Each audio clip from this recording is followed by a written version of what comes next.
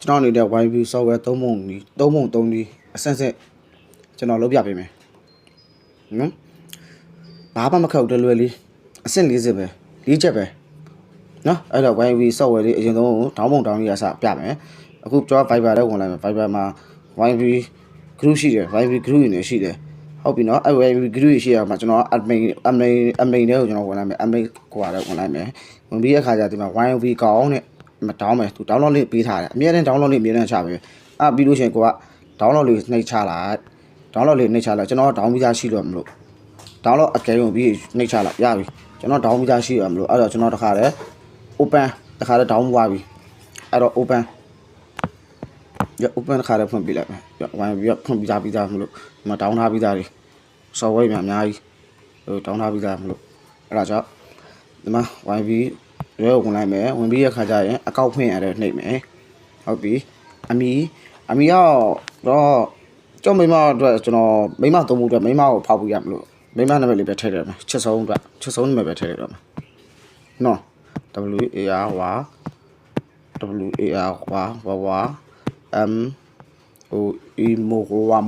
ဟုတ်ပြီဖုန်းနံပါတ်ထည့်မယ်ဖုန်းနံပါတ်ကကြတော့09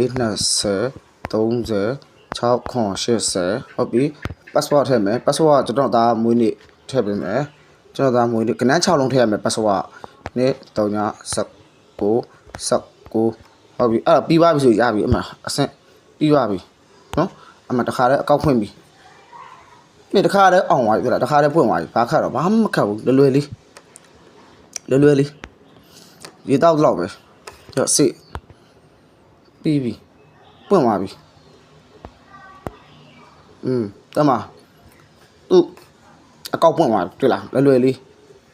ဒီမှာအစားသားရပေါ့မြန်မာဒုတိယမနက်ပိုင်း7:50အပေါ့အစားသားရပေါ့နော်ကလို့အဲ့တော့အဲ့လိုထည့်ပြီးွားရေခါကြအကုန်ပြီးပါတယ်နော်ပြီးပြီဆိုရင်နောက်အဆင့်ဘာလုပ်ရမလဲဆိုတော့ပထမအဆင့်ပြီးပါတယ်နောက်အဆင့်ဘာလုပ်ရမလဲဆိုတော့ငွေသွင်းရမယ်ငွေသွင်းမှာသူကဟိုဖြစ်မယ်အမှ KB လားဝေးလားအမှနှလုံးထိုးဖို့တော့အရင်ဆုံး KB လားဝေးလားနောက်ပြီးကျွန်တော် KB မလို့ကျွန်တော်ကကူးလိုက်မယ်ကနန်းကူးလိုက်ပြီနော်ပတ်ထွက်ပြီးအဲ့တော့ကျွန်တော် KB တစ်ခါတည်းဝင်လိုက်မယ် KB ထဲမှာ KB ကဖုန်းနံပါတ်မှာအဆင်ပြေတာအဲ့တော့ KB ထဲဝင်လိုက်ပြီ KB ထဲမှာတစ်ခါတည်းလွှဲပုံလေးမြတ်စာပြ